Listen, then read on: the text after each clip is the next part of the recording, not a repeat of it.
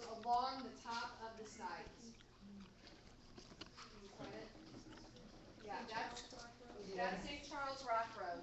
Across the street is Hussman, if any of you are familiar with the area. Next. This photo is a better sideways version photo. So that side is completely on fire. To give you an idea, the fire width is about 6 football fields wide. It's about 250 feet deep. It's in the ground. It's a quarry. There's some garbage mounded on the surface too. But if you look at where the blue is, those little blue dots, that is an interceptor well system. They put in these interceptor wells. The best way to explain them to you is they tried to create outer space in the ground. They used those wells to suck out all the air to create a barrier where there is no oxygen, hoping that it would stop the fire. In the middle area there, you'll see it's the North Quarry. You'll hear that mentioned a lot on the news. That's the area that we don't want to let the fire into. And at the very top, you'll see the purple area. It's very important that you understand that there's a purple area and that there is an orange circle or a red circle, whatever color you think that is around it. The purple area is what we were told was the extent of the radiation. When Karen and I first started this almost 3 years ago, Karen, it's been probably 3 for her, in Harvey Ferdman, EPA swore up and down, that is the extent. It is not, it's no bigger than that, that's where it sits. Thanks to Debbie Visser and a lot of research, we looked at old historical photos of the site and we said, look, that can't possibly be the extent. It can't possibly be. You have to remember this was clean filled dirt. They put it wherever they needed it. They didn't know it was radioactive.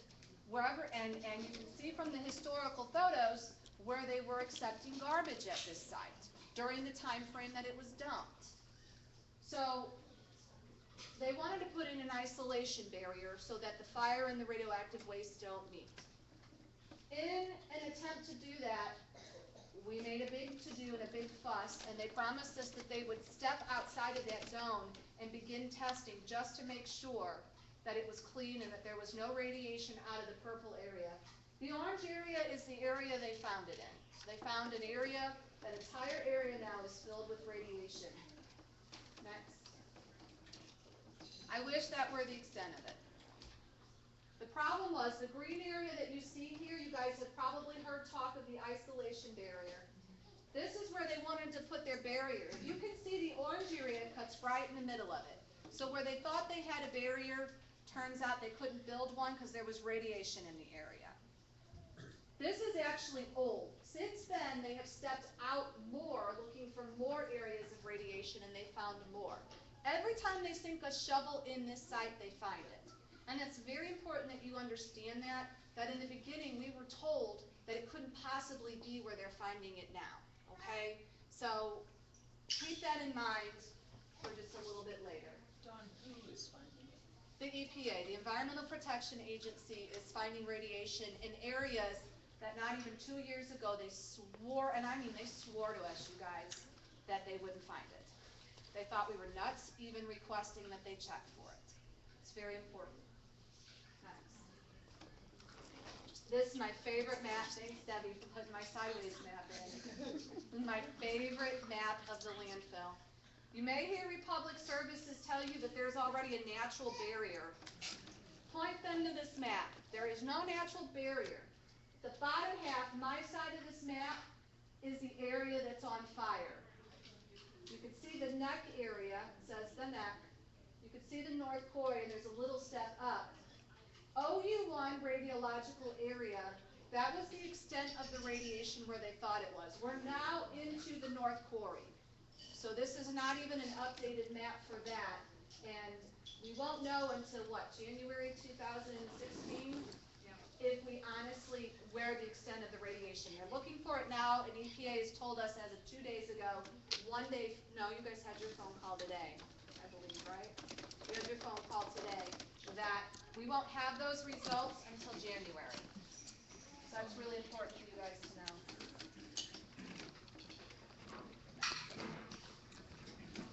What I want to point out, which we think is really important, and I know you guys can't read this, we'll be happy to email this to you.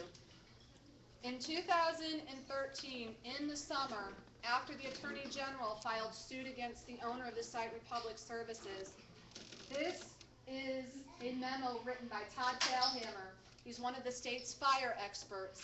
This is him requesting and strongly encouraging that a barrier be built in the neck area.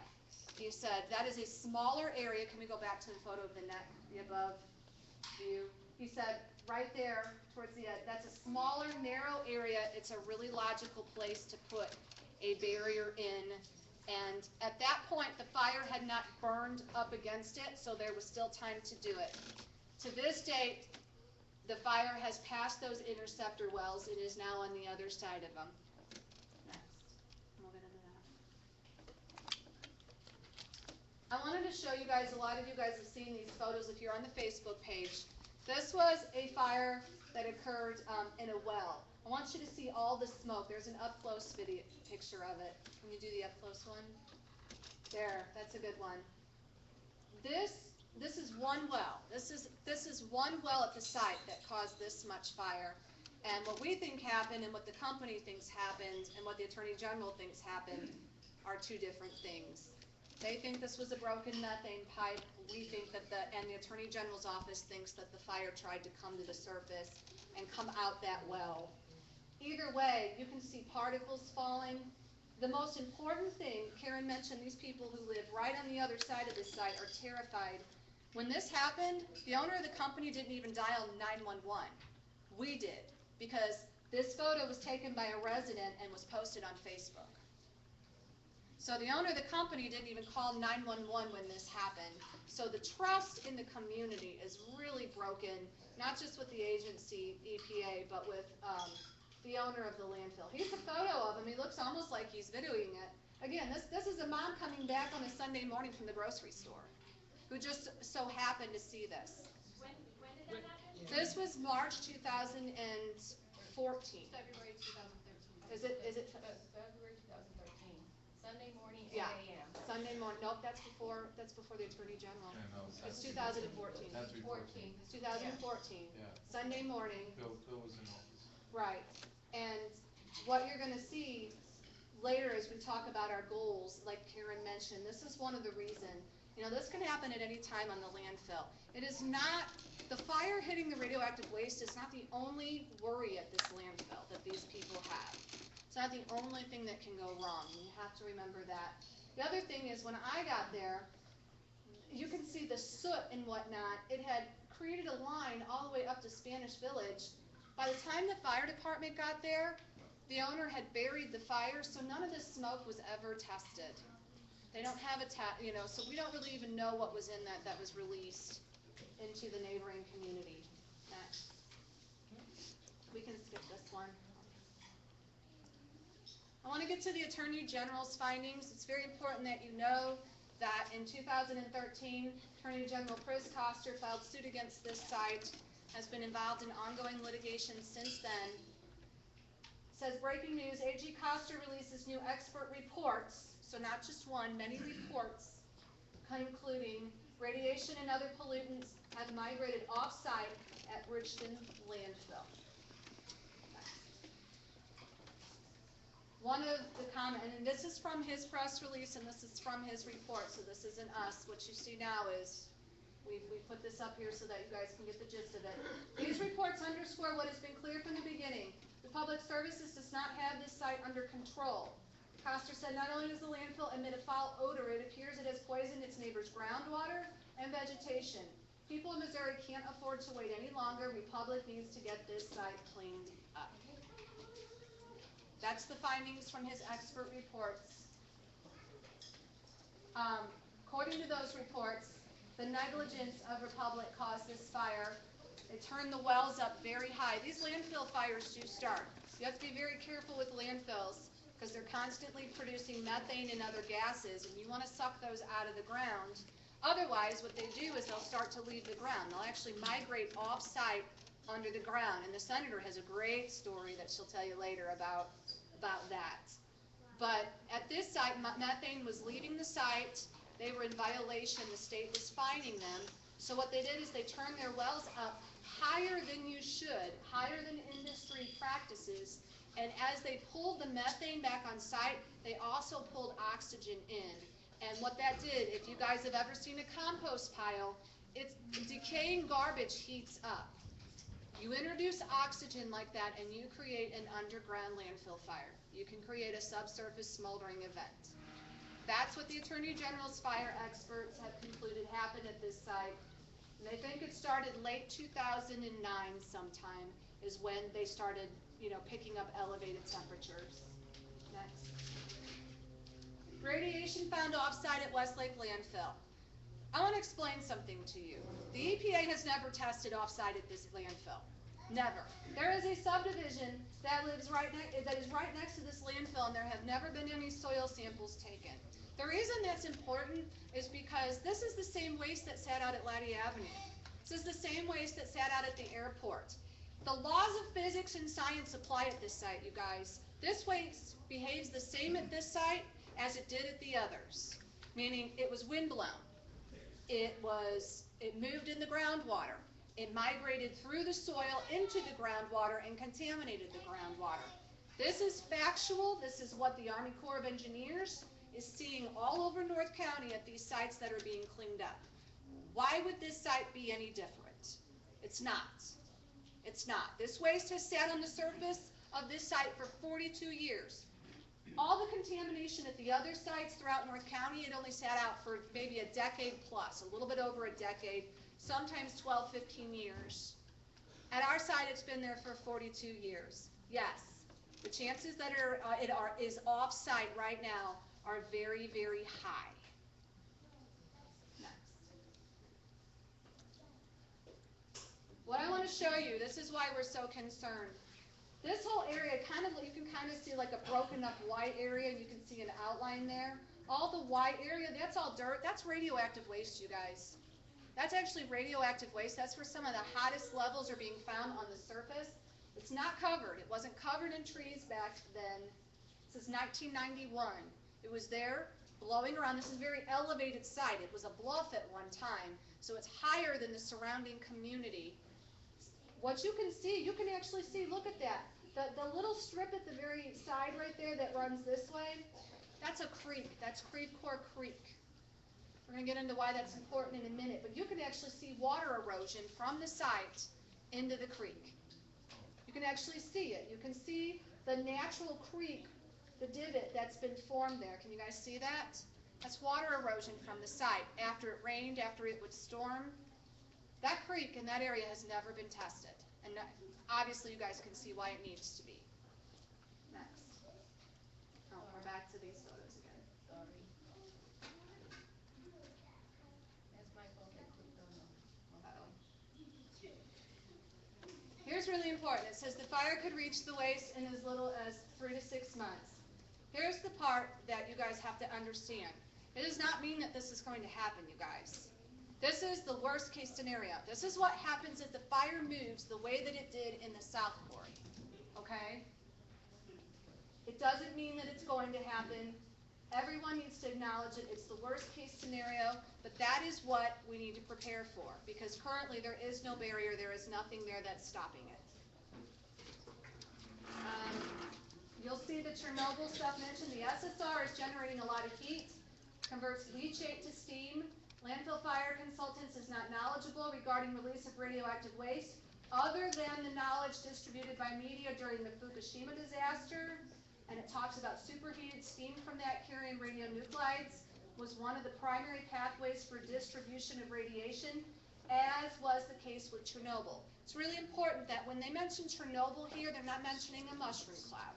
What they're mentioning is that during Chernobyl, the steam became so hot that it shot up, and that is how these particles, the steam and the smoke, carried these particles off-site. What he's acknowledging is that scientifically we have seen radioactive waste get carried off-site long distances at other sites. So basically, scientifically speaking, yes, it is possible. So radioactive particles can bind to smoke and steam.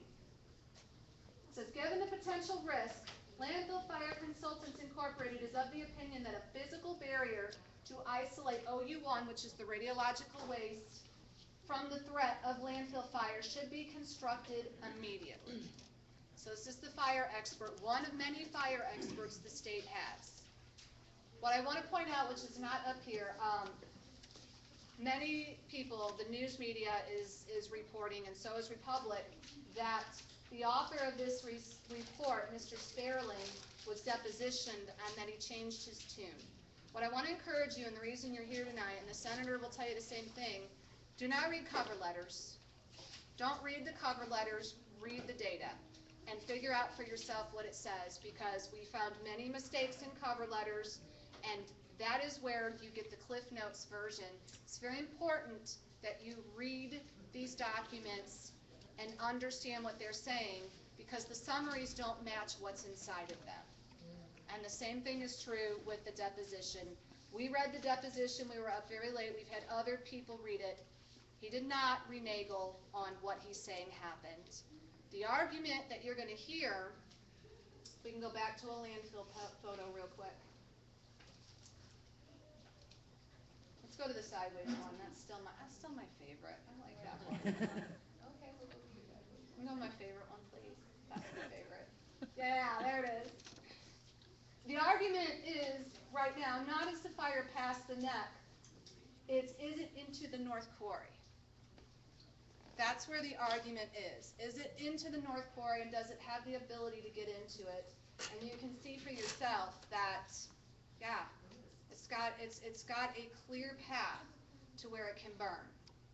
It is our opinion that there needs to be something done to guarantee 100% that these two never meet. And we would like for the Army Corps of Engineers to be the one to do that.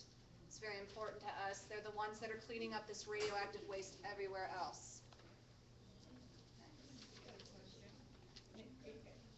If all that gray area from your picture, is that all landfill waste going into the North Quarry? Can you go back to the sideways one? Or is it just some of it dirt? All that? No, well, there is dirt in there because there's dirt. Every time they dump a layer of garbage, then they put dirt on top of it. There's garbage. One thing that you guys, yeah, and one thing you guys need to understand about this landfill, is anybody familiar with the term Superfund? Yes. Wow, that's great. I wasn't when I bought my house. This whole site is a Superfund site without radioactive waste. If you look up Superfund right now, it's under EPA, Environmental Protection Agency jurisdiction. What you'll find out is these sites, in order to get stamped Superfund, they are by definition some of the most dangerous sites in the country. You have to have a risk to the community that exceeds so much to even receive the stamp Superfund. Ours is a Superfund site because Boeing, Olin, a lot of different industrial chemicals were dumped in this site. It was a non-regulated landfill, meaning you could dump whatever you wanted. There's dioxin. Pruitt-Igoe. Yep, Pruitt-Igoe. Part of the demolition debris at Pruitt-Igoe was dumped in the demolition area at this site.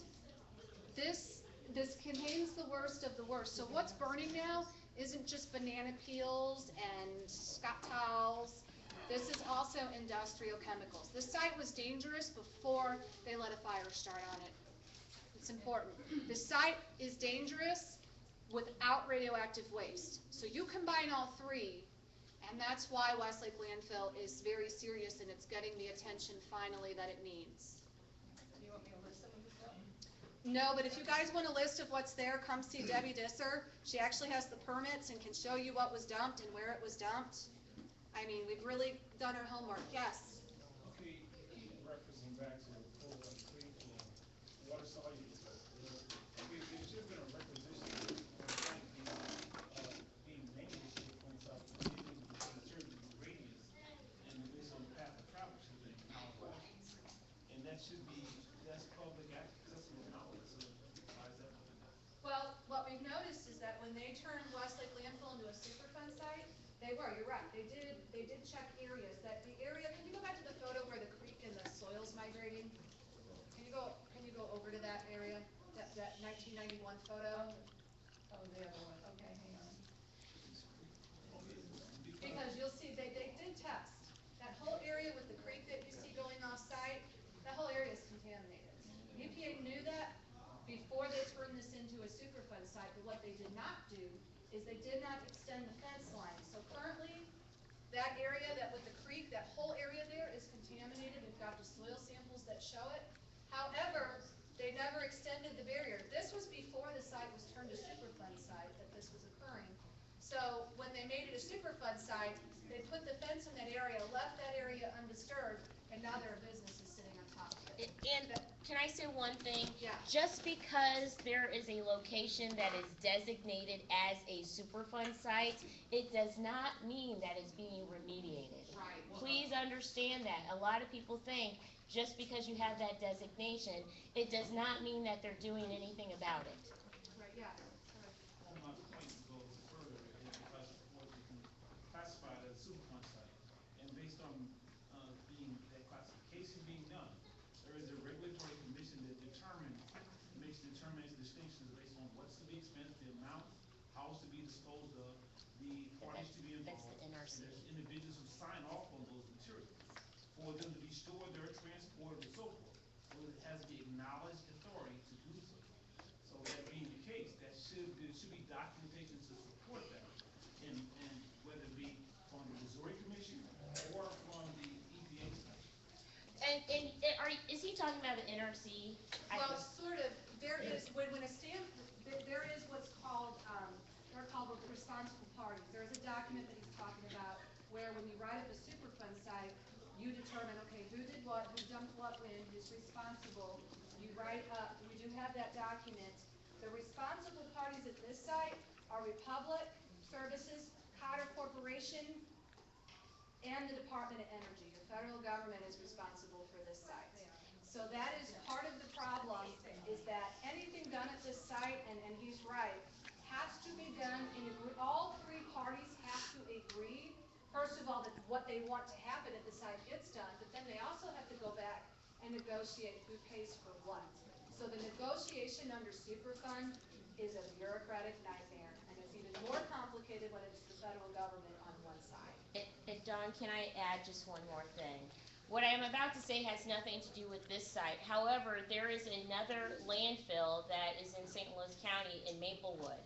And in 2003, only because Washington University wanted to find out where some old equipment was, they inquired about this landfill in Maplewood, and the NRC only did a beta test using gamma rays. Yeah, gamma test. Yeah. They did a gamma test, but that only tests one thing. You have to also do alpha testing as well, because that tests something different. So when you go back in 1990 for the Maplewood site, there was, according to East West Gateway, there was a sampling that showed that there was an issue with dioxin. They remediated dioxin, but that does not include uranium. You can't test for dioxin simultaneous to uranium with a monitor that's only beta. And then when you fast forward to 1993, when Washington University was looking for a piece of equipment, they only did the beta testing. And so there's not consistency. What needs to be clear to all of you, throughout time, the EPA has said one thing, and I'm just pulling this out of the clear blue sky, but in 1994, they may have said one thing, and then in 1983, they said another thing, and then in 2003, they said something by far different, and then fast forward to 2015. When you look at the entirety of the timeline of what the EPA has said, they have been inconsistent. A great example of that is something that Dawn put up on the page, on her Facebook page, from a report from 2014, and the EPA used a double negative, which they shouldn't have done, but in any case, they basically were making the assertion that the engineers who did a 600-page report, they were wrong in saying that there was no risk of airborne contamination. So even though the EPA in their language used a double negative, what it really means is that there is potential for airborne contamination. And I think this gentleman brings up a really important point. I'm really glad you said that. One thing we have to understand under Superfund that the senator talked about, EPA doesn't get to do its own testing. None of these tests that you see coming out ATSDR report, the particles offsite, none of that was done by the Environmental Protection Agency. We're not beating up on EPA here, we're beating up on Superfund. The Superfund program has within it these responsible parties, the people that are responsible for the site. They are responsible, EPA says we need you to do this test, this test, this test. They are responsible for going out, hiring their own scientists to do those tests, write the reports, and then EPA gets those reports and looks them over. A great example that I like to use would be like you going to another doctor after you've seen one for so long and not actually getting to see him, but having your former doctor take all your medical records, pick them up and drop them off at that doctor's office, and then that doctor has to look through all these records and then diagnose you without actually getting to see you. Does that make sense? That's what's happening at Westlake Landfill. So we're not beating up on EPA as an agency. Their failure under Superfund for this site lies with the fact that these responsible parties are hiring their own. Look, if I hit you in a car from behind, there's no way you're gonna let me take your car to my mechanic. Right. You're not gonna let me do that. And there's a reason for that. That's what's happening in this situation. That is what's led to where we are today. Can I get any questions? Yeah. Okay, so this is sort of a multifaceted question, and some of it has to do with the timeline that I'm trying to get in mind. So you mentioned a fire that had more to do with an exposure to oxygen.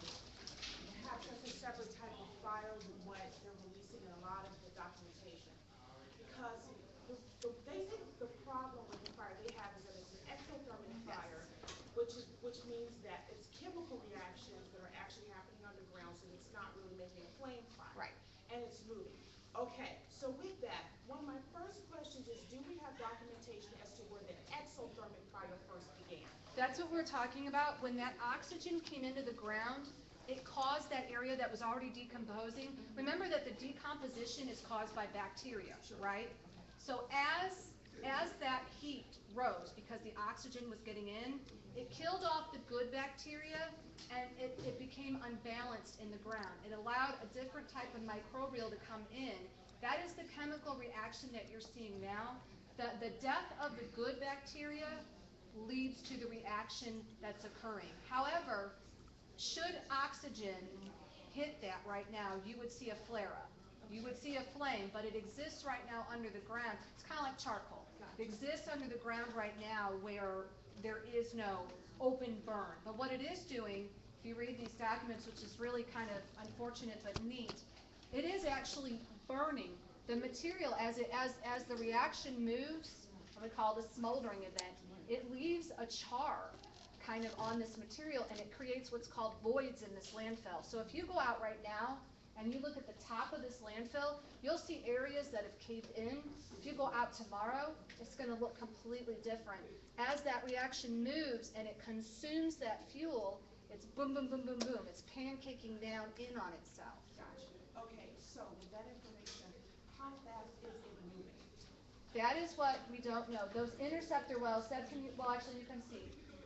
What we can't figure out, and remember, this site is a different site. It's in a quarry. It's different than another site, any other landfill fire. It's on the other side, but it is creeping. It's moving slow. The potential exists that when he put that 3 to 6 months up, they measured how fast it moved when it was in the South Quarry, okay? That is, okay, we know that this has historically moved at its fastest this amount. So if you take that as a worst case scenario and you say, okay, you assume that it has the potential to move that fast, doesn't mean it will. That's where the 6-month period was in. Right now, it's creeping. And what they don't know is that because the waste is different in the North Quarry, or is that because the interceptor wells are still providing suction and it's kind of holding it at bay and making it move a little bit slower. That's what they don't know. That's what a lot of the arguments that you see right now going on behind the scenes. Does that make sense? Yeah. Okay. John, can you kind of elaborate about the wells past the interceptor wells that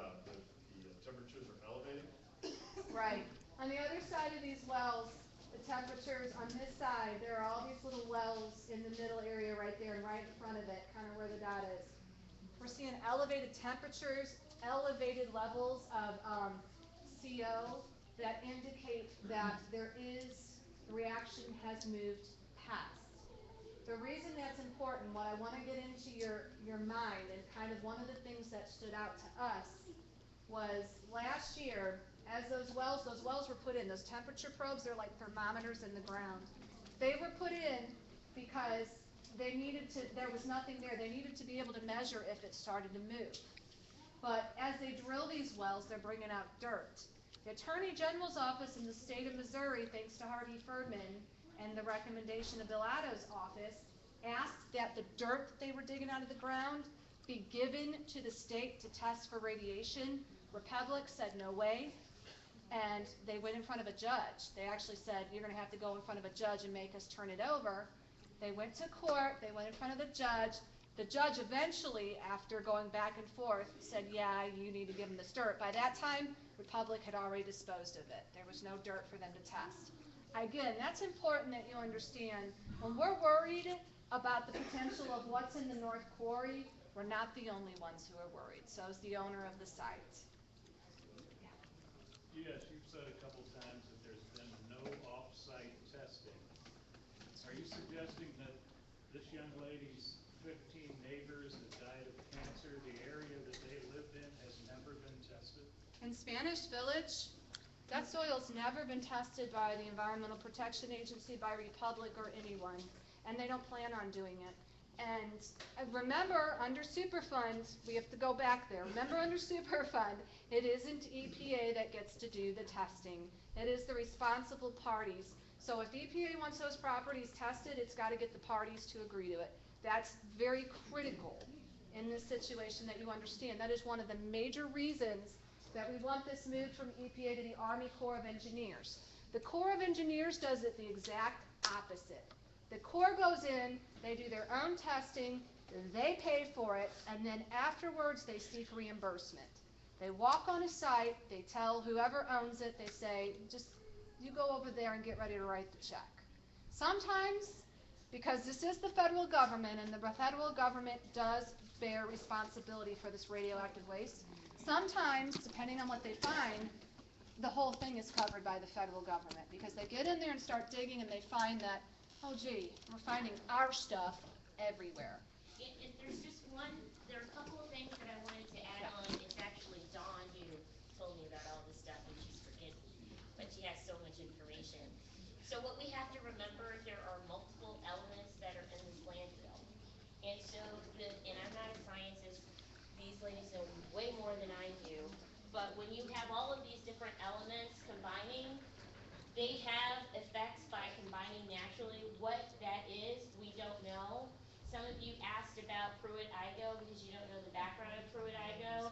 There, they basically sprayed some of this similar stuff, Agent Orange and some other stuff, and someone can correct me, in Pruitt-Igoe. There are families who are here who know about Pruitt-Igoe. My predecessor in the House lived in Pruitt-Igoe, and she has alopecia.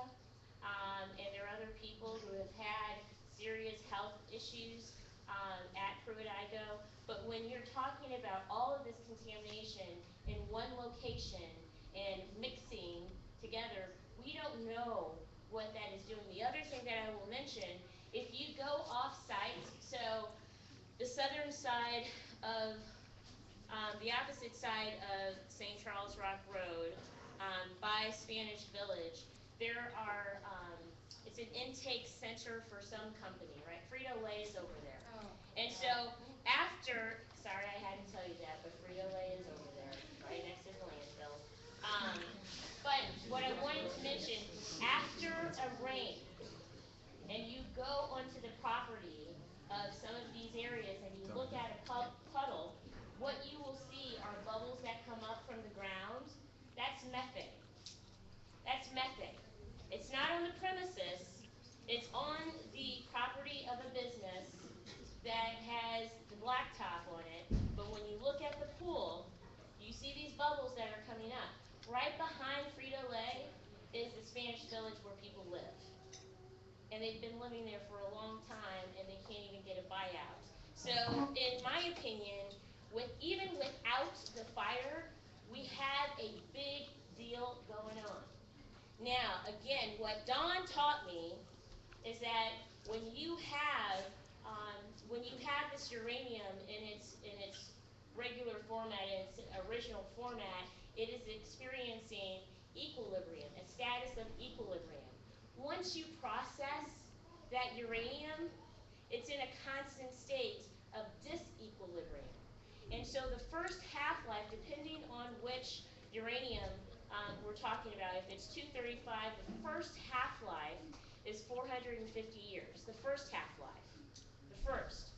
Until that point, it's getting hotter and hotter and hotter and hotter.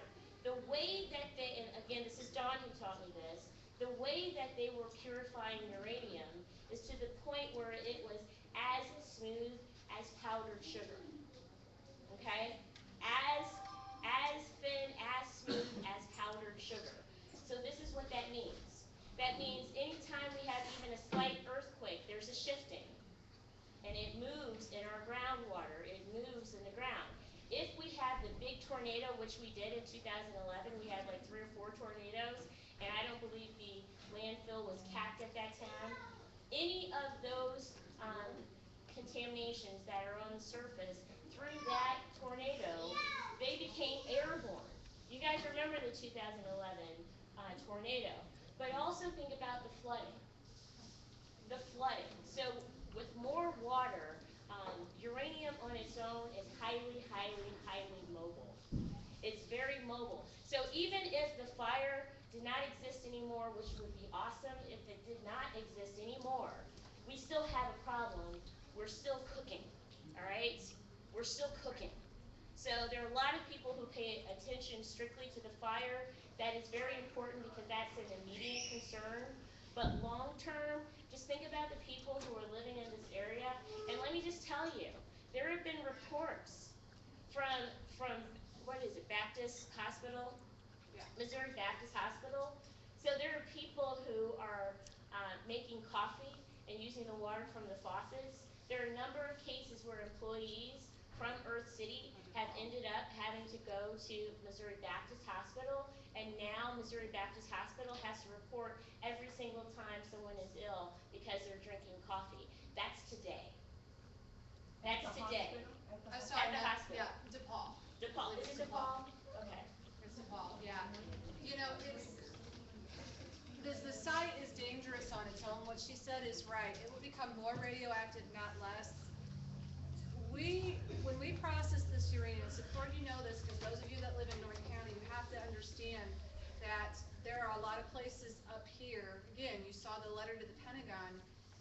The state of Missouri is very worried about you guys.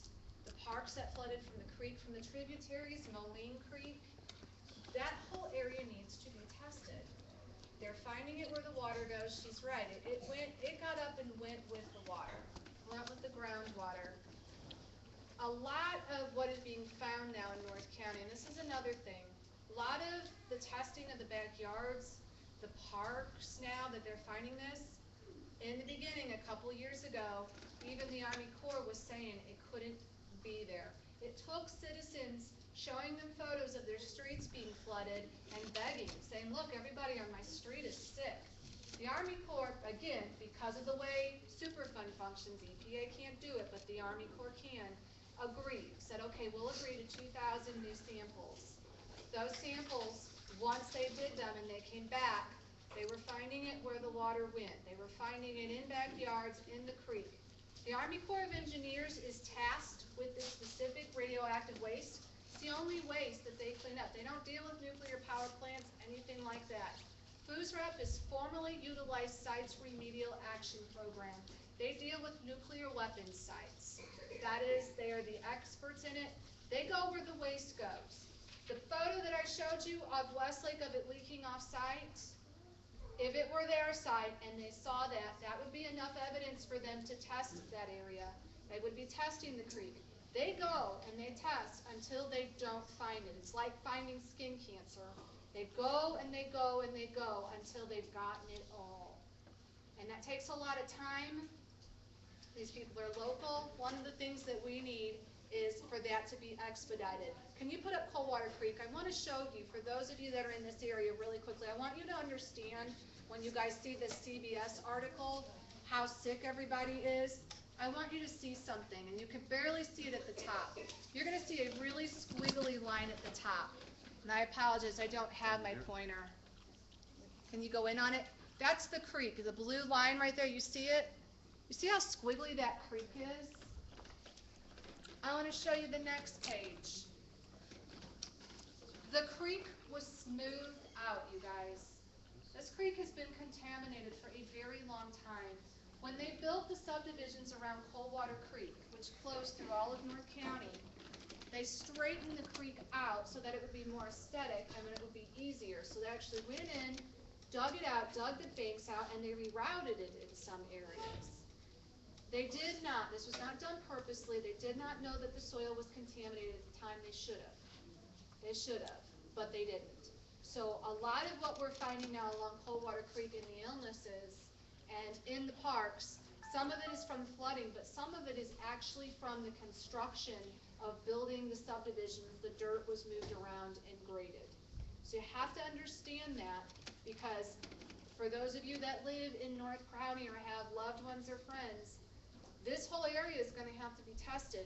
All those tributaries that you see, for as big as Coldwater Creek is 48 square miles. There is so much under the ground that you're not seeing. It's the same thing with Westlake. Coldwater Creek actually flows into the Westlake landfill area, meets up at one point with the tributaries from Deer Creek. I mean, all this water overlaps. So we have, throughout all of North County, a Manhattan waste legacy that we're left with. One of two questions, if you don't mind. One you just referenced two tributaries that are extremely large in the surrounding areas. Deer Creek actually descends all the way down past to South County and coming up. And there's multiple tributaries that come up and join adjacent. And we also have several small water tables that are up underneath that connect with our MSD also. But my question goes back to what is your strategic plan of action that you would like to see, okay, to resolve I understand your outline, but to resolve it involving the Corps of Engineers, because to involve the Corps of Engineers to get immediate action, that's far above. That's a congressional. Yes, it is. That's a congressional. And We've we been have. trying to do, I'm sorry. No, go ahead. I apologize. I filed legislation to do just that, and barely even got a hearing on. I actually had to I was filibustering, and they wanted me to stop, and the only reason why I did stop is because they would allow me to have a hearing on this bill dealing with booze wrap. So I had to make a deal, essentially, to even have a hearing on this. And let me just tell you another thing. The way that we are operating now is very, very different congressionally. So we used to have earmarks. I'm a Democrat, but the one thing I will say is that Kit Bond really fought for funding on this. And all the documentation, all the articles that I have read, his name is the one that consistently comes up. So when we had earmarks, which people called pork, he was constantly trying to get more funding to clean this up, and he did. And then when we switched over the way that we fund special projects, FOOSRAP is now funded under an agency. And so those agencies get to make the determination of how to prioritize. And so that's something that we do at the state, but the only difference is at the state level, when people are not happy with how funding is distributed at the department level, we have trigger points. Some of those trigger points are, do you qualify for XYZ? So what we need congressionally to create prioritization when it comes to some of these sites is, one, do you trigger this point? Do you trigger that point? And that's what should happen. But here's the other thing. FOOSRAP is also underfunded. And there's sites like this that are around the country. And so what really needs to happen is to have some kind of way to prioritize some of these projects. Now, here's the problem. The problem is that we're sitting on this. We're sitting on this. We're living on this. Some of that sediment When they were widening out, Coldwater Creek is under people's homes right now. Under people's homes. And so that's what is of concern when you ask, and again, this is Dawn who said this, but it's a critical point. You ask a person, you know, why did you file for bankruptcy? And they said, because of my health bills, my medical bills. I couldn't afford them anymore. And then you say, well, what was your health issue? And then they said, I had cancer, one of the rare cancers, or an autoimmune disease. And then you ask them, where do you live? Right along here.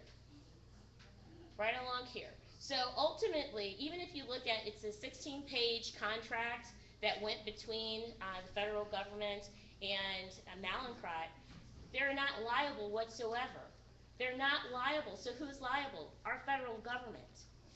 And as far as I'm concerned, and I'll get in trouble for this, but as far as I'm concerned, really there are two people who stand out historically in all of the paperwork that I've been reading over the course of time.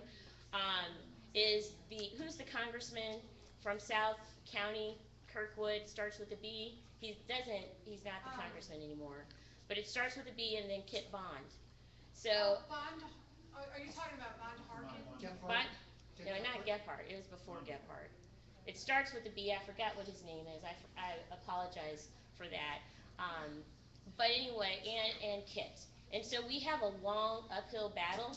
And there are a lot of people who talk very negatively about pork, about these earmarks. But this is one of those cases where you need an earmark. This is one of those. It is not right that people are cooking slowly. It's not right when there are babies dying because they have brain tumors. It is not right that babies are dying because they have leukemia. It is not right that you have DNA mutations once you're contaminated. It is not right that there is a 42-year-old woman who lived in Robertson. That is the expansion of the airport. It is not right that there is a woman who lived in Robertson, Missouri by the airport, which is now Hazelwood, and all those kids played in the ground where they just poured uranium. They just poured all this stuff there, and she has breast cancer now at the last stage. It's not right. No, and the map, when I told you guys that letter was written to the Pentagon, this is the map. And again, you can find this all on our website, on our Facebook page. We're happy to email this stuff to you. This is a map right here of the zip codes that they're finding higher increases in cancer. And what I really want to point out to you guys is, I kind of want to give you guys hope. This sounds doom and gloom. This was done because we asked and we really pushed. Things happen when you push and when there's a large enough group of you to do it, okay? We've got what we need now. It is. We've got what we need now to say we have an issue here. We're finding this in people's backyards. Westlake's there. It's not a secret anymore. When we started, there wasn't, the Senator Chappelle Nadal knew, but there were very few. Harvey Ferdman, Representative Bill Otto, whose district it was in, they had no idea.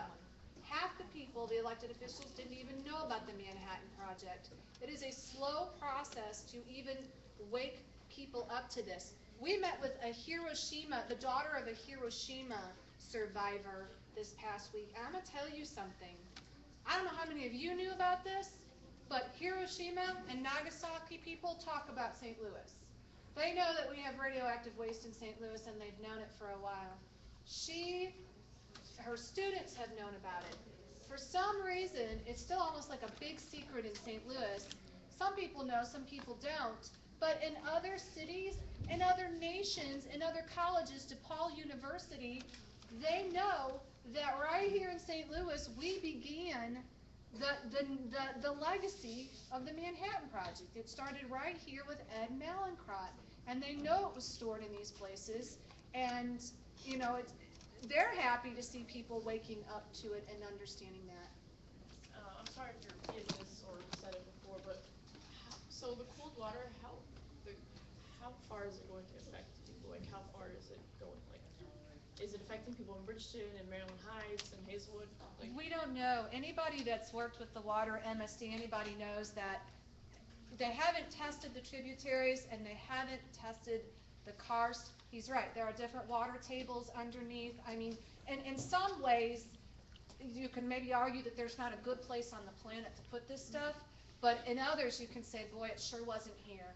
This was sure not a good place to put it, next to a creek with an aquifer, next to the airport, or at a landfill in the floodplain of the Missouri River, and a car system under, that sits on top of an aquifer, that's in a liquefaction zone. I mean, yeah, unlined. I mean, you really couldn't have found worse places. Mentioned Maryland Heights, Hazelwood, Bridgeton, were some of the places that were mentioned, yeah.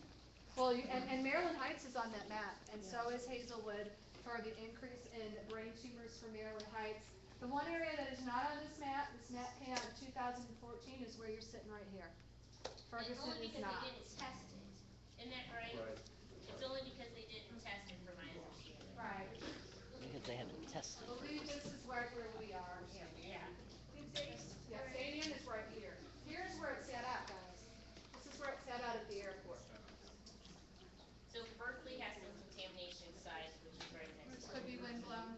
So you can request, Senator, you can request that DHSS run the same reports for those areas. Okay, gotcha.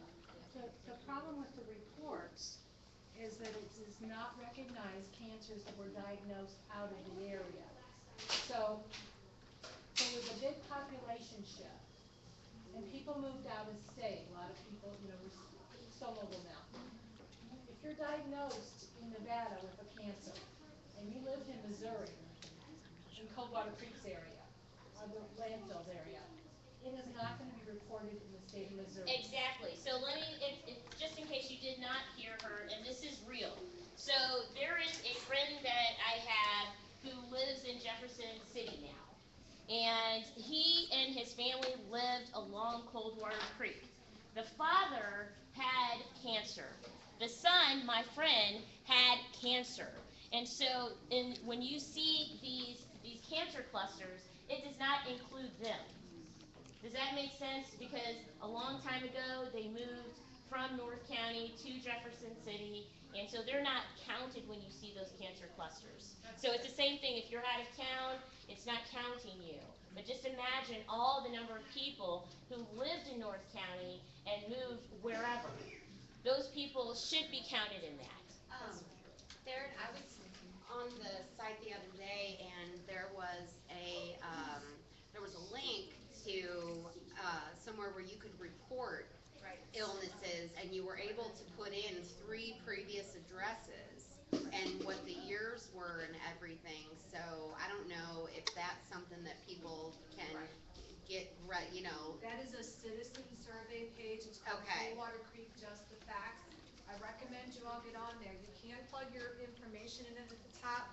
What I tell everybody though is, you may not be a dot on a map. You may not see it. This is citizen run, and it's whenever they can plot it that they do.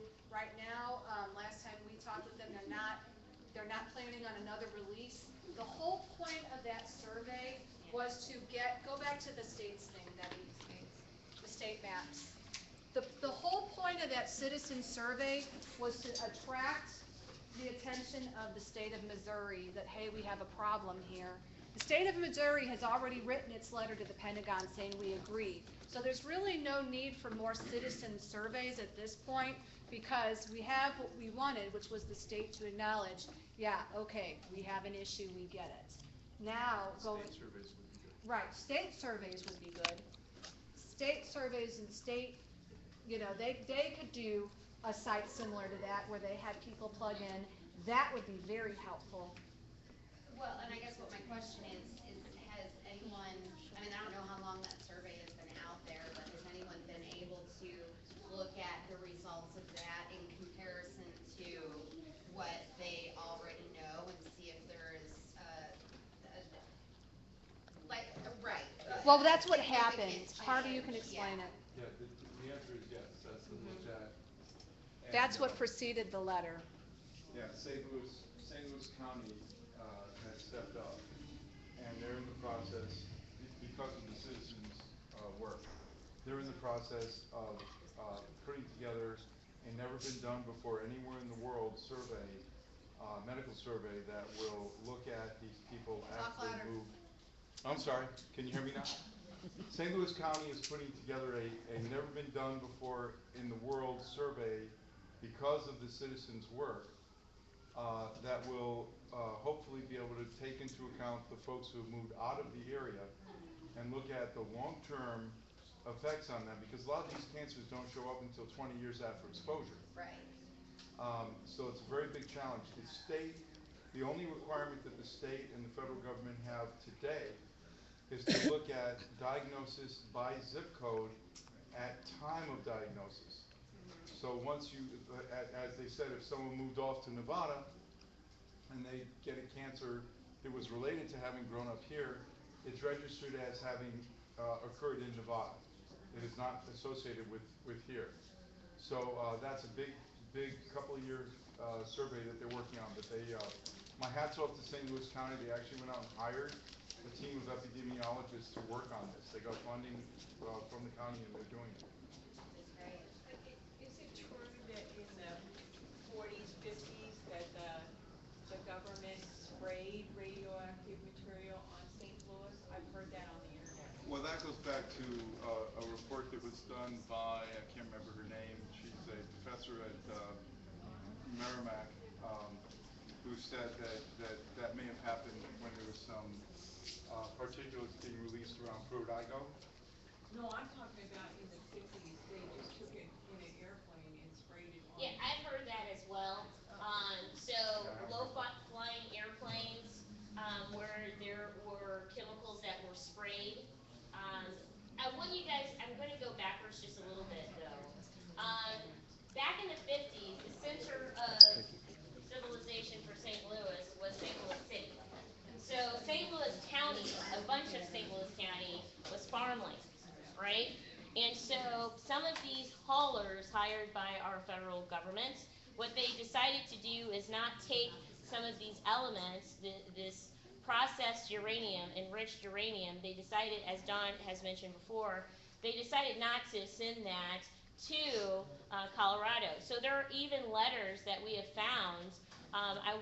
What year was that? There was a letter that was found where the government said we did not receive this shipment of enriched uranium. Well, I had heard it was a test to see how. Yes, what you're talking about, yes, that's what I've heard as well. I am trying to figure out that documentation. The information that I get from various people is so large, literally like thousands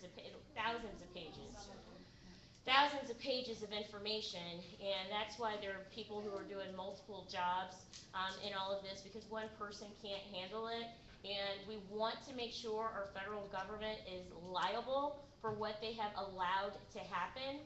And so that is why when you have one little article or a series of small articles, it doesn't tell the whole story, because there are thousands of pages of information, and once you start going through some of this historical stuff, you're like, oh wow, like this is a bad situation. And we have a problem too, let us know afterwards, is there any way we could have made this presentation shorter?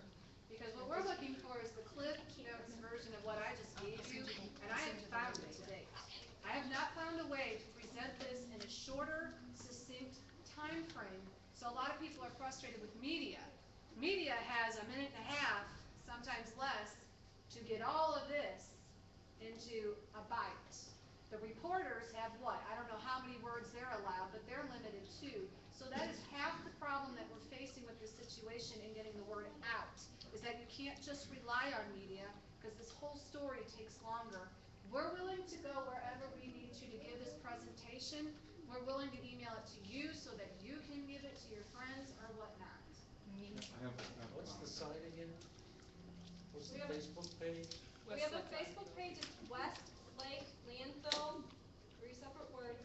And then we also have another page that is Just Moms STL. The Westlake Landfill Facebook page it's a group.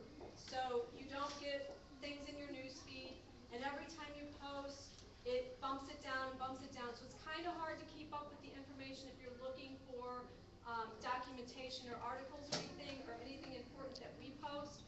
We try to keep it up there at the top of the page, but that's us physically watching the page all the time, going in and making sure we get that information back to the top. So on the Just Moms STL Facebook page, you can go into that, you can like it, and then you will get the updates in your news feed, and then you will also see where it stays, stationary more, and there's less commentary on that. We also do have a website. It is stlradwastelegacy.com. I think it might be on those papers you have, I'm not sure, somewhere. We have an email account, it's westlakemoms@gmail. And we have a YouTube page. We have a YouTube page. The links are on the website. This will be up on this video here, will be up on the YouTube page so you can rewatch it. We've been having community meetings for 2.5 years now, and Is your YouTube page, Just Moms? The YouTube page, STL Rad Waste Legacy. Okay. we have community meetings once a month. It's the third Thursday of the month. Currently, they're being held at John Calvin Presbyterian Church on Natural Bridge at St. Charles Rock Road. If you want to go back, you can find on the YouTube videos the meetings that we've had. They've all been videoed, so they're out there. If you want to go back and try to catch up or research or whatever you want to try to find with the videos. The videos are also of the Foods Rep meetings and any panel meetings that we've had. There will be a Foods Rep meeting, which is the Army Corps of Engineers. They will be meeting on December 9th, and I think that is at the Hazelwood Civic Center East. No, it's at the James J. Egan in Okay, so it's Florissant. back at the James J. Egan building in Florissant. So that's on December 9th. The Army Corps of Engineers will be out. They'll be talking, I'm guessing, about their updates on testing and remediation. You'll find all that information on the pinned post on the Facebook page. If you go to the Westlake Landfill Facebook page, if you look at the top, there is a pinned post. If you're looking at it on your cell phone, you may have to hunt for it a little bit and try to find where your pinned posts are. But there is a pinned post up there that has all kinds of information where you can contact elected officials and the survey. We have a Bridgeton odor survey that you can fill out if you encounter the stench in the area and how it affects your life and how it affects your health. You can fill it out as many times as you want. Also, when you're in the area of Westlake or maybe not, maybe further out, and you encounter the horrible stench, we have an odor form that the Department of Natural Resources keeps track of. We need you to fill those out every single time you come in contact. That is also pinned at the top of the page. Any of this information, you can email us if you're looking for it, or you can go on the Facebook page or the website, or it's out there in multiple places.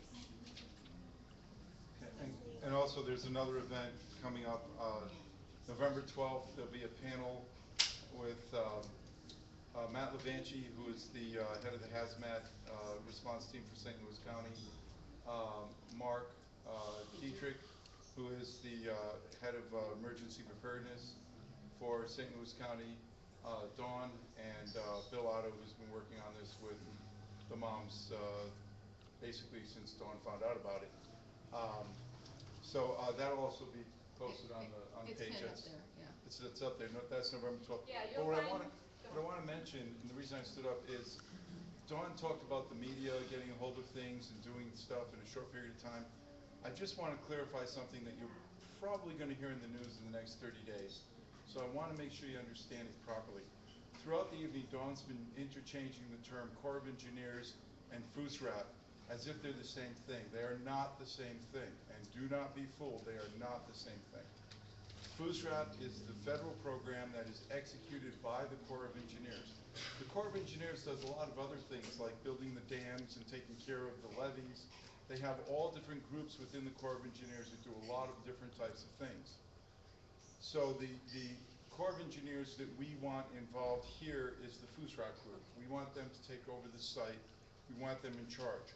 What we were able to negotiate through contact with our federally elected delegation is for the isolation barrier and just the isolation barrier design, not the placement of it. But once they find that magical clean line, the actual physical design, you will hear that the Corps of Engineers is involved in the actual design of that barrier. That is not the FUSRAP folks. Just want to be clear. So if you sit back and say, oh, the Corps of Engineers is involved, the moms got what they wanted, no. FUSRAP is a different group than the people who are going to be consulting on the actual construction phase of the barrier. Just want to make that clear. We have some questions over here. Okay, at this point, there's been information overload, and I think the presentation has been great. You've given a really good summary of what has happened for the past 50 years approximately. I understand that you want to create a sense of urgency for the community to stand behind petitions, and congressionally you all are doing things to make changes. But there's not been given, the public hasn't really been given an emergency prepared plan. So if this were to happen, what should we do? Is there evacuation procedures in place? At this point, we appear to be all contaminated to some degree because it could be under our homes, it could be in our groundwater, etc. So we really can't do anything about the damage that has been done. What should we do practically now to prepare if the ultimate were to happen? So I'm Does going to play anyone have bad answers to cop. that? You want to be play? bad. You go bad, go, and then I'm I'll going to go, be or you bad want me to cop. go good first? You do good cop. You do good Rock, cop. paper, scissors. I'll do bad cop. Okay. She's going to go good cop. I'm sorry, there's no good answer. This should not have been allowed to happen. We are trying everything we can to make sure it doesn't happen. I want you guys to understand that. We are not, you see us, we're not screaming the sky is falling. They're gonna paint us that way, but that's not what we're doing. We're trying to do what we can to stop it from happening. I believe we can do it if we all work together. There is no good scenario if these two meet. And the county has a plan, it's been in place for a very long time. We don't even know if that plan's been voted on, if it's legal, if it's able. We do know that there were tabletop exercises done in June that will be added to that plan. So as they do these like emergency preparedness tests, some things work and some things don't, and they're constantly updating that. So to date, we don't have a tested plan. It is what they have, and I recommend you all read it. We can get it to you, but you're not gonna like it. It's not gonna give you the answers. What we can offer on our page is a way for you guys to get real-time data. You can see next week what the temperatures look like. Yes. So that you can see if you think this fire is moving or not, and you can make your own decision. That's what I can offer. That's probably not enough to you. And so from my standpoint, the county is not doing enough. The responses that we got last week at the town hall in Bridgeton were not sufficient. There is a very lively picture of me very angry last week because the response from Dietrich, I think is his name, was we don't know until it happens. Oh my gosh. That's what he said in a crowd of 500 people. We don't know until it happens.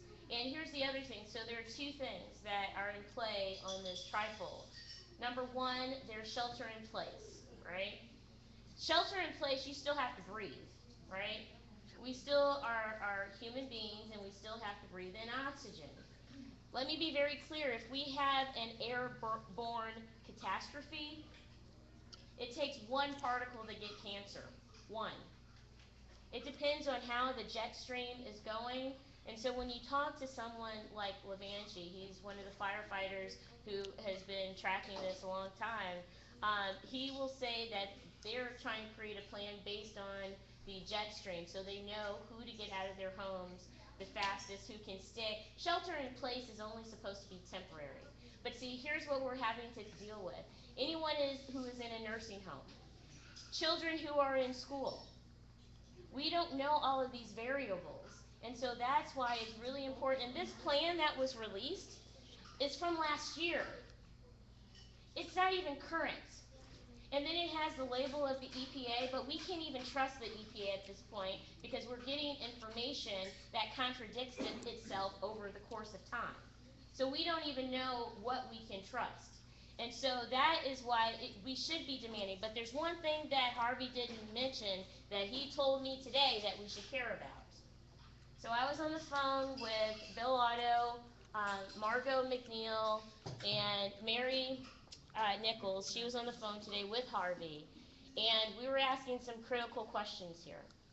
And I didn't realize something that was said that Harvey clarified for me. So between now and the end of the year, the EPA is going to come up with a suggested remedy, all right, for what we should be doing when it comes to Westlake and the Bridgeton landfill. Here's the problem. Once they make a decision, FUSRAP can't make their own determination. This is when you care about the details, when you read the fine print. You understand? So if the EPA says, you know, X day between now and December 31st, here is our remedy. Here's the remedy of an organization we don't trust already because we're getting inconsistent information. FUSRAP is not free to have their own remediation. So that's why we need to be talking about having FUSRAP in place before there's a remedy by the EPA, because then we are blocked at that point. And so their remedy, you know, I'm looking at what they're saying right now, and I will say it, Harvey won't say it, but I will say it. We were asking questions in our part of the 15 minutes of the 30-minute conversation. And when I started asking questions and Bill Otto started asking questions, they started wanting to get off the phone. So I said, tell me this, we're putting together a timeline to show your inconsistencies over the course of 40 years. Give me the name and the number of who I go to complain about the inconsistencies, and they would not answer me and try to get off the phone. Right. This is with elected officials. This is with elected officials who are trying to be accountable to you, and they got off the phone. Harvey, am I lying? No. They rushed off the phone today when we started asking who is the person who we talked to. Bill Otto asked a question. They rushed off the phone. Margot McNeil thankfully sent an email and said, I want an answer to these questions. And she's justified in asking those questions. So I am playing the bad cop here, and I'm saying that we do not have a plan in place that is adequate enough to save lives. The reason why I care so much is because I know, like, if we do have a fire event, now I hope that we don't, but if we do have a fire event, these firefighters, these people who live in Spanish Village, they're the first ones who are going to be impacted and go. There are firefighters right now who have cancer. Right now. And they're first responders. They're the ones who are responsible for figuring out how the jet stream is going to be flowing, go to that neighborhood, get the next group of people out, any police officers, any firefighters, any first responders. We don't even have a plan for our children yet. You know, what is the pickup plan for our children? What is the plan for people who are living in nursing homes? There is no plan for airborne contamination. It's very different from a tornado. It's very different from an earthquake. It's all different. You may not know and there may not be an answer to this or whatever, but one of the things that's been kind of concerning to me and worrying me is if one of the major goals, if this does happen, could potentially be containment, what do you, like, in your opinion, feel that the odds might be that we may not be able to leave? It's a fear because of I mean, it's not just geologically water and everything, the location of this landfill. If you are in our area where we live, there are highways that cross each other right there. I mean, you couldn't have found a worse place for a site to be having this kind of issue. And it's never happened before. It's very important you know that. These people don't have a book they can flip open and go to page 3, what happens when this happens and this happens. We know scientifically what happens when fire hits Radways, but we don't know what that looks like on a landfill. And, you know, the plan, I think that's what she's talking about too, is there is Right now, we don't have a good plan. Shelter in place, they're saying, is for a short amount of time. Well, you have to remember, if you're sheltering in your house and there's stuff on the ground outside of your house, they're not gonna let you go out and walk in it, because if you walk in it and you get it on your car, you can't just take your car and drive all the way out to House Springs. You're gonna bring it with you and make the problem bigger. So then what they have, when you think of this site and you think of, oh my God, what's involved at the worst case scenario? I mean, she's talked to some of the assistant fire chiefs. Their heads are about to explode with it too. They're like, it's too massive to even really put down on paper, and yet we still need to try. We have to try and give people some idea. Yeah. I apologize if you said this before I got here, but have you all talked about bioremediation as an option for handling the waste? The radioactive waste or the fire? Not the fire, but the radioactive waste. You know what? It hasn't been talked about, but it's not on its own a bad idea. The problem is it's interspersed with other garbage, so it's hard to figure out how to isolate it.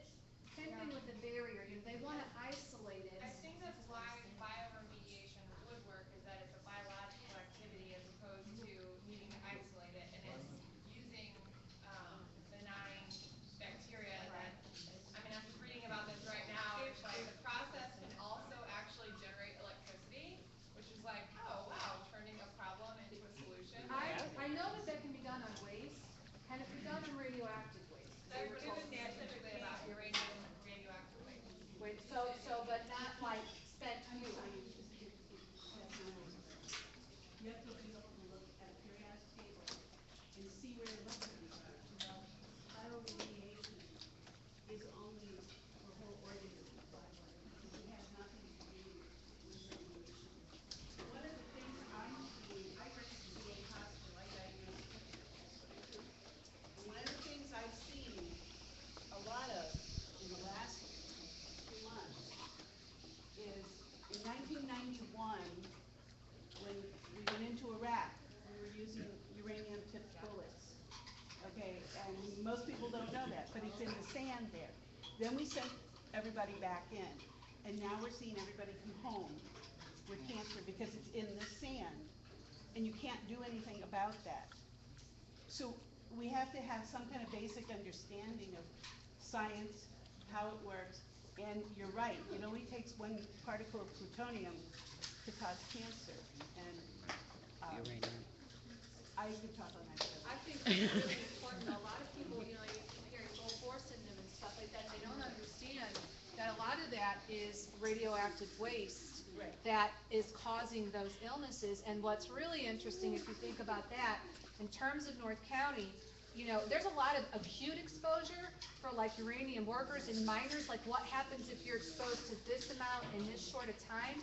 But what we're looking at with Coldwater Creek are decades of people living in an area with low-level exposure to low-level radioactive waste. It's a chronic, and there are no studies for that. But some people, there have been talk of doing studies on the Iraqi people who are coming back, the soldiers, because some of that may have been acute and some of them may have been low-level. It just depends. But a lot of people don't understand that. Like when they would blow up tanks, and they would go in the tank to, it was in the tank. These were particles, radioactive particles that these people were breathing in. And the model she's talking about, if you Google this on your phone, I would suggest you look this up. It's called the linear no threshold model. And what that means is exposure to radiation, no matter how little, increases your risk to cancer. It means the more you're exposed, the more your risk goes up. And so even when the EPA says, and on the phone call, because I actually talked to Don about this today. So on the phone call today, they said, oh, well, we only had X amount. Well, that X amount still leaves us with exposure. And so it still means that we can get cancer. So she's absolutely right. They may say we rank it as a 2, but that 2 is pretty significant. You had your hand raised. Yeah, so I just have a couple of quick questions about the money and the pork. How much do you estimate that it would take just totally to fix the problem? Billions of dollars. What have they spent And I'm so just talking, far? I'm not even talking about restitution for the families that have been, I'm just talking about just to fix. Westlake landfill itself, before the more recent discoveries Louder. additional. I'm sorry, for Westlake landfill itself, before the most recent discoveries, they had an estimate of about $345 million. So it may be up to a half a billion at this point.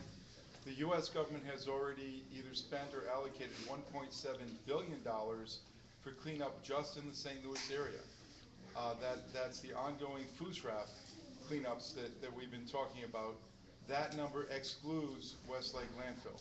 Did that answer your question?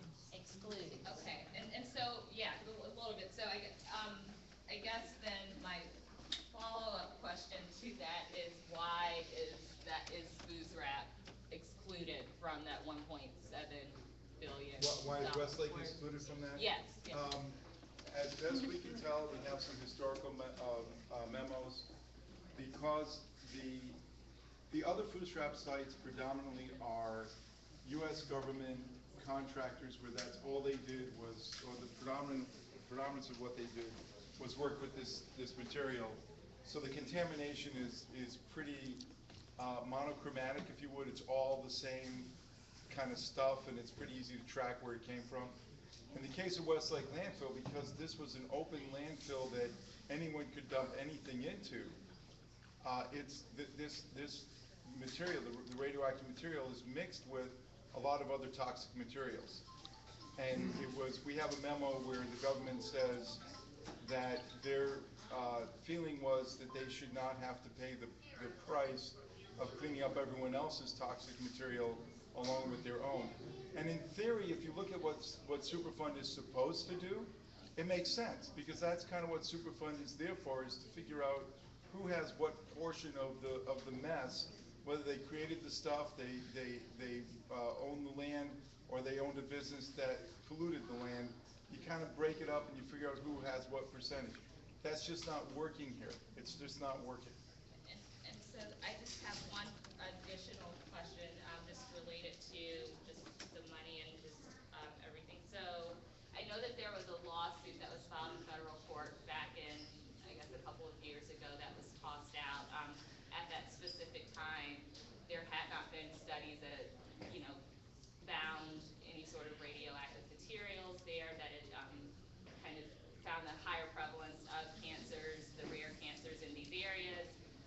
And now there are studies and there's data to support that. Is there any discussion at all about the filing of a lawsuit and I'm not familiar with what lawsuit you're referring to. or any sort of legal Well, remedy? There is a remedy that you can do under the federal government. Remember, this is a DOE program. Under the DOJ, there is what's called a downwinder program. It was set up by the Department of Justice for communities that were exposed to radioactive waste. We are one. And that is one of the things that we really need to be pushing for.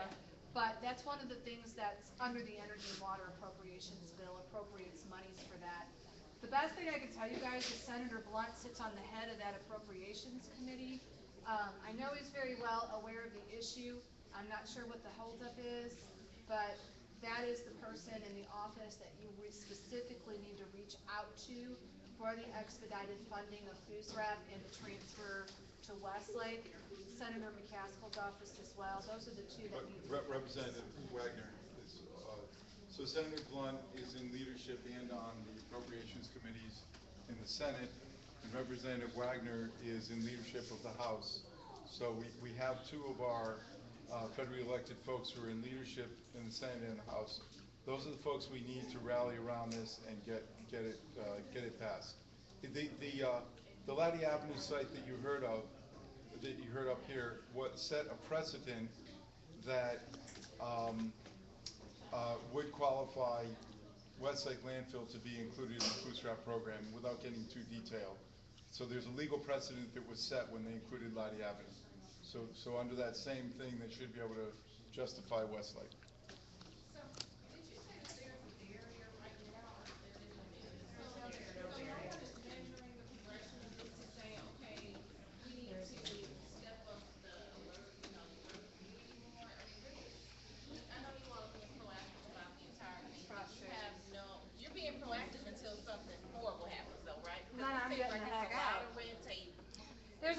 videotaping. We've been doing this now for 2 years. I never thought they'd let that fire move. I'm gonna be honest with you. I'm floored that nobody did anything to keep it from moving. At this point, the problem is they may be able to measure where the fire is, and it's really hard because it's a constant moving thing, but they have no idea where radiation is. They've not even tested that whole area. It could be all over. They don't know, and I think, this is me speculating, but I feel almost as though it's that fear of sinking a shovel in and how close it is that's causing the stall. And I think the people that are on the phone call with the EPA, anybody that hears them, there's a level of fear even in EPA's voice right now, and like she said, they were in a big hurry to get off the phone with the elected officials. There's this fear of the unknown that's hanging out there, and my worst fear is that it's closer to that fire than we know right now. Because I feel like they know that there's some type of impending doom, but as long as they look like they're doing something about it. Smoke and mirrors. They're A not lot gonna of say we're movement gonna with work faster nothing. or slower, but we're doing something, but, I'm trying to decide now, like, each one of us have to make an individual decision if we're gonna move out of town, or if we're gonna stay here and just wait to see. You do, and I'm gonna tell you, I'm an optimist, and it's one of my worst features, believe it or not, because I am a glass is half full. We've got hope, we got a lot of people. Our page grew by 10,000 people, that's 10,000 voters. It's a lot, and we've got a lot of young people now involved, and, they're not afraid to put their boots on the ground and stand outside of offices with signs, and they've already said so. You made it sound, and anybody who wants to address this, like the state of Missouri is helping us, but can you talk to us about Governor Nixon and what he's not doing? Oh, I'm excited, I'm a jog. The good cop is going to answer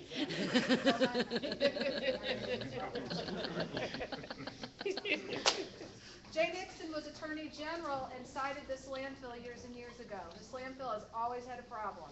He sued the landfill owner years and years ago, so he's well familiar with what's going on at the landfill. Now that this fire started, we've got 10,000 petitions. We're trying to get to him.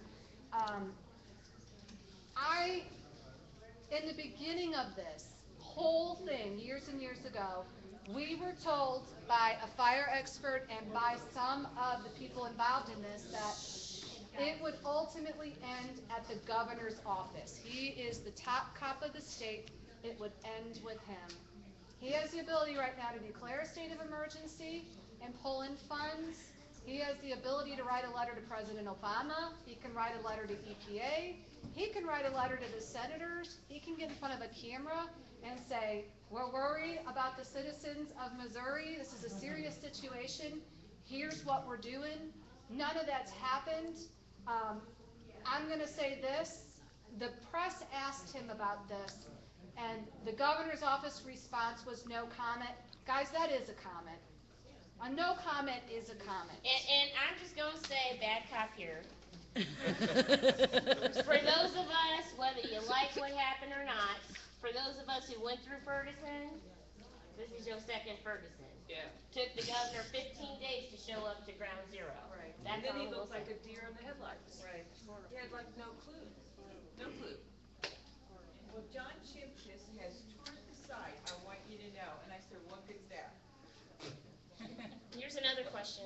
Yeah, so, has anybody done an economic impact assessment on what it's going to be like when more people hear about this and gee, I was going to move to St. Louis, but now I'm not. Right. Or, I was going to buy a house there, but now I'm not. And in my particular case, we were going to spend thousands of dollars fixing my house up because it's ugly. Now we're not. Why would we spend thousands of dollars that we might need to use to move to Colorado or someplace? We're doing the Why same would we thing. spend money on fixing up a house in our neighborhood? I think you raise a great point, and I would encourage you to call the RCGA and ask them. Regional What's that? Commerce and Growth Association. I mean, the long term is That's if a we, good, no one's done that It's study. a regional chamber now. Regional chamber, thank you. Rebranded. but and I thought about that. I have not seen one study, but here's the way I look at it. If we are able to get to a downwinder status, that is incredible Oh my God. funding that comes into this community. That means our hospitals that we already have right now will have more resources to to deal with people who should not have had cancer or an autoimmune disease in the first place. So up front, it looks devastating, and there's some people who are trying to silence us on all of this. There are a lot of people, and let me just tell you, there are a lot of people who are trying to shut this baby down. But it is not right that there are people who are dying. There are women who can't conceive.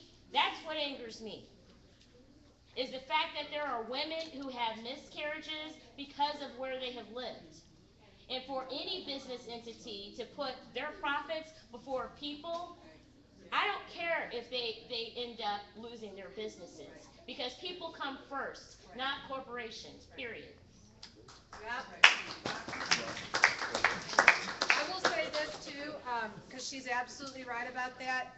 The downwinder status is a monetary apology to communities, so there is compensation for people that get ill, but we all know that there's not an amount you can give somebody when their daughter's dying of cancer that's going to make a difference. But what they do is they, like she said, boost hospitals.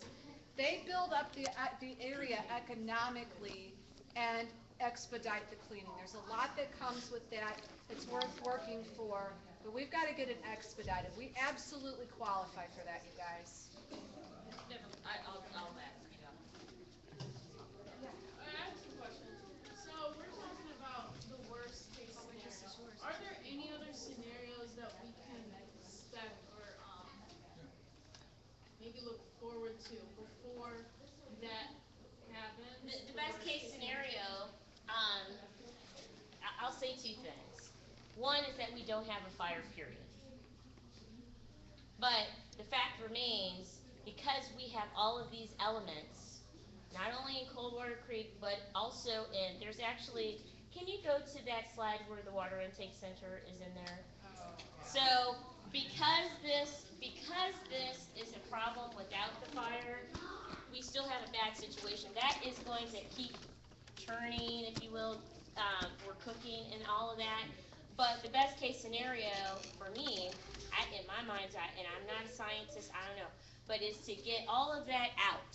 So I want you to look at something. What I care about is the water, the groundwater. So here you have the landfills, but right here you have the water intake center, which services all of North County. But here's what you also have, what you don't see are these arrows, these red arrows. These arrows, the water, I thought the river went south. It actually goes up north, and it goes into the Mississippi River, and then it keeps going down. So all of this is contaminated. So and I have my cousin who lives right up here at the river. And so if you have all of this contamination coming into the river and meeting in the Mississippi River, then all of this is contaminated. So we're not talking about just Bridgeton here. We're not talking about just Bridgeton. But there's another water intake center right here. So there are two of them. And the one thing that I have found out is and I don't know how water moves, if it's steel or if it's plastic, I don't know that. But this contamination actually goes through steel. It goes through steel. So if it is in the water, it seeps out of the steel into the ground. If it's on the outside of the steel, it can go into where the water is. So these are the long-term effects that you should care about. And that's why it impacts the entire region. I would say too that there's the Earth City levee that sits directly to the left of one of the hottest portions of radioactive waste. If you pull up that map, it's sitting right directly to the left of it. It's the only levee that didn't break in '93. Right. Thankfully. Well, now, since we're keeping up with the fire and where the nuclear waste is, and we're gonna have, I believe Dawn said we're gonna have an answer in January to where that ends. Don't you think, since we have 3 to 6 months, that they believe? Did you? Worst case scenario. Yeah. That we would have signs or more information to where the fire is compared to the radiation to where we can. And that's what we're hoping. The EPA says, according to the phone call today, they're trying to find that spot. But we don't know. What What are the measurements? From where are they testing? It makes a difference if you're testing from the fire towards the radioactive waste, as Harvey explained to me today, versus radioactive waste to the fire. It's two different things. Even when you're testing using, again, when we were talking about it earlier, when you're testing with alpha monitors versus beta monitors, it means two different things that you're testing for. And so oftentimes you have to listen to the wording very carefully, because these folks will try to trip you up and they'll say, we tested. But here's the next question, with what monitoring system?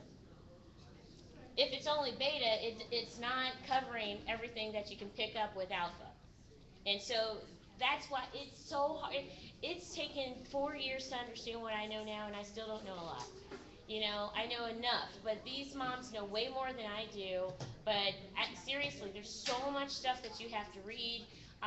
You know, if you want to take a segment of this entire narrative, take that segment. I've been interested in the haulers for a long time, but I also have to deal with the policy aspect of it and the emergency aspect of it.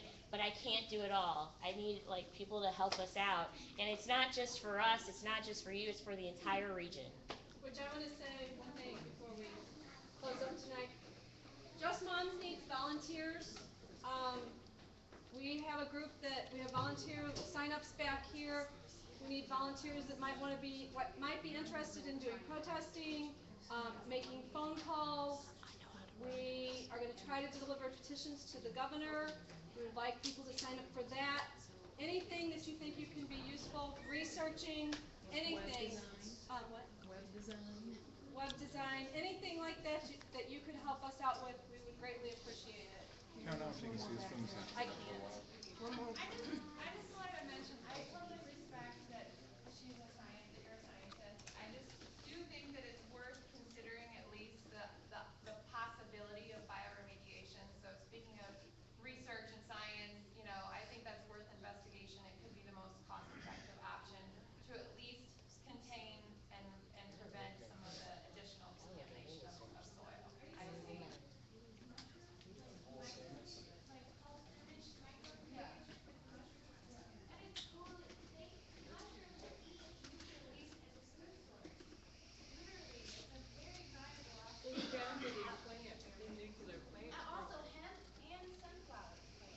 Yeah, I've actually studied the hemp, so let me just tell you this.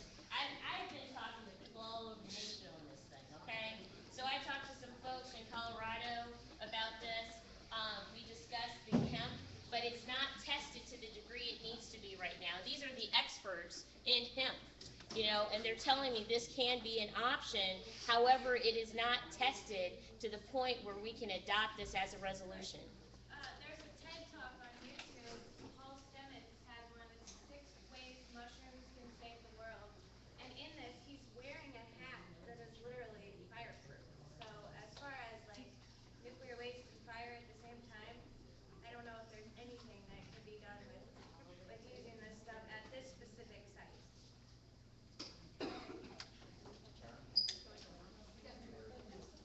One more question, maybe. You mentioned the media several times. I'm glad you brought up Ferguson, Senator. A year ago, when the world's media descended on this very area, I'm wondering if, when all the local politicians were falling over each other to get in a camera, did anyone think to bring this up while the Michael Brown thing was going on? I personally went to every one of those news media caravans that were parked over in the Target parking lot. You know what I'm talking about? Yes, sir. I personally went to every single one of them, and they did not care. They said there's only room for one story out of St. Louis at a time. I want to say something to that. Just want to let you know.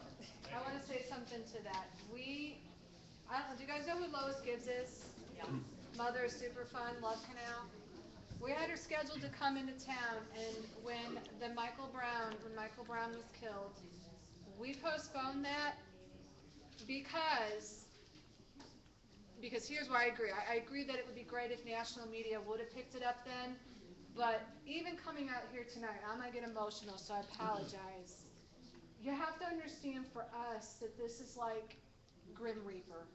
We feel like we're given bad news, and that's very hard on us. And Harvey and I were here for an NPR thing right here at the church not that long ago with the Ferguson Commission, and some woman stood up and said, we have no hope.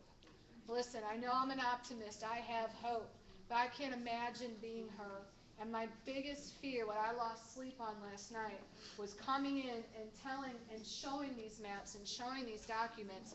And for even everything you saw, guys, this isn't even 1/20th of what we have. This is a Cliff Notes version, what we gave you tonight.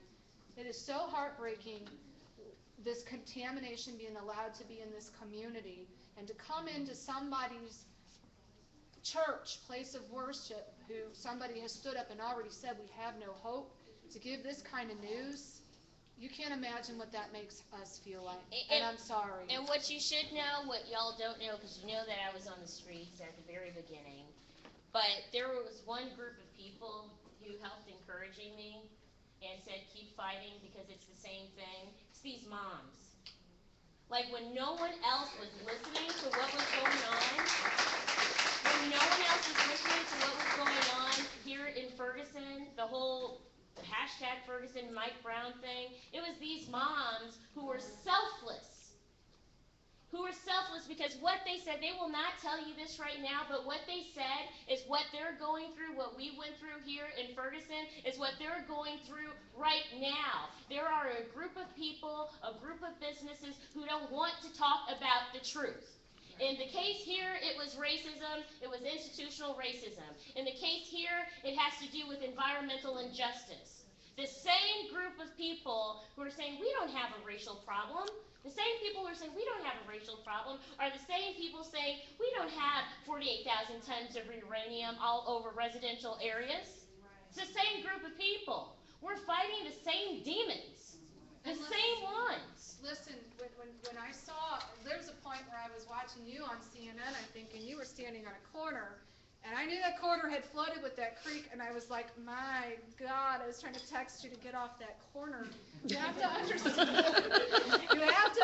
I know that you were worried about tear gas and other things, and I'm looking at where you're standing, and I'm like, oh God, cross the street, please.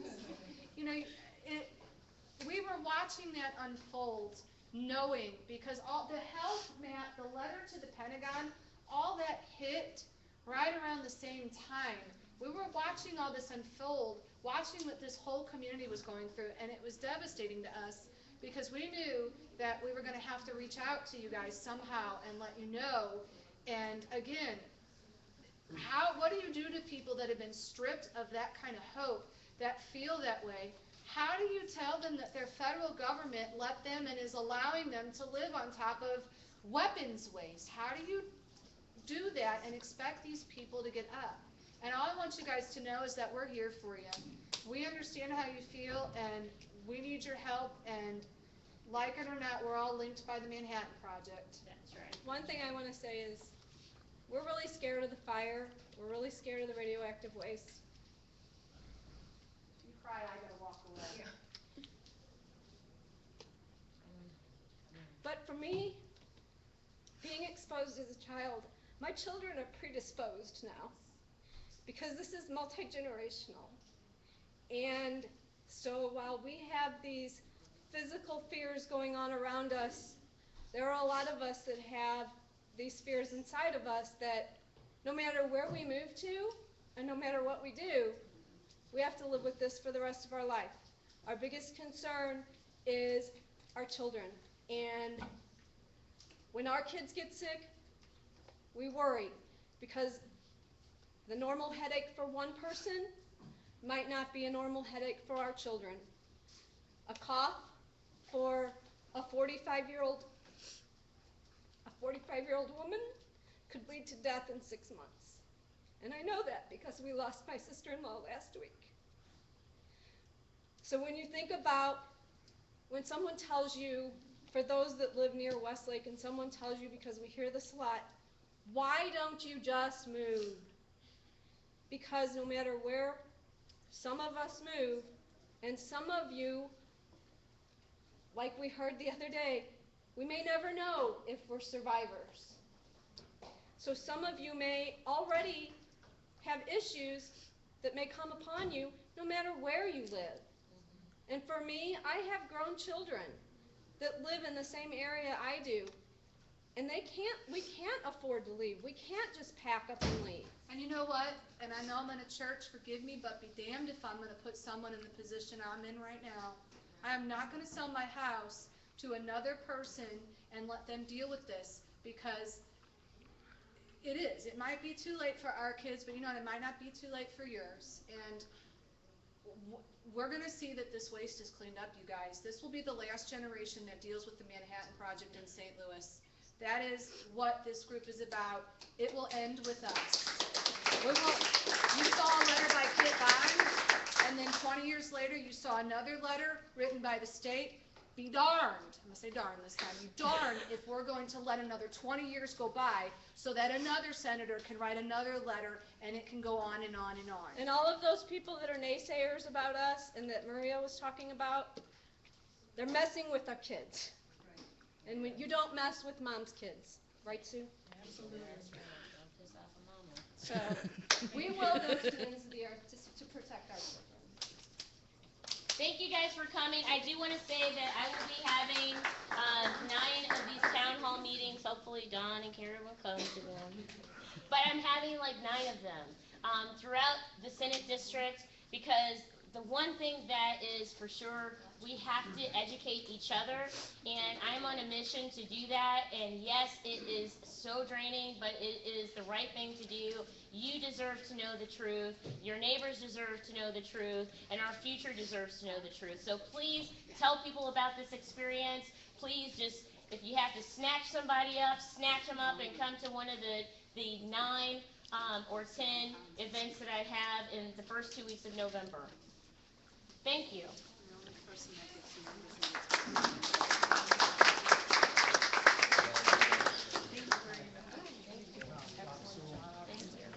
Okay, I'm gonna go ahead and archive this. I'll give you my card. Bye-bye.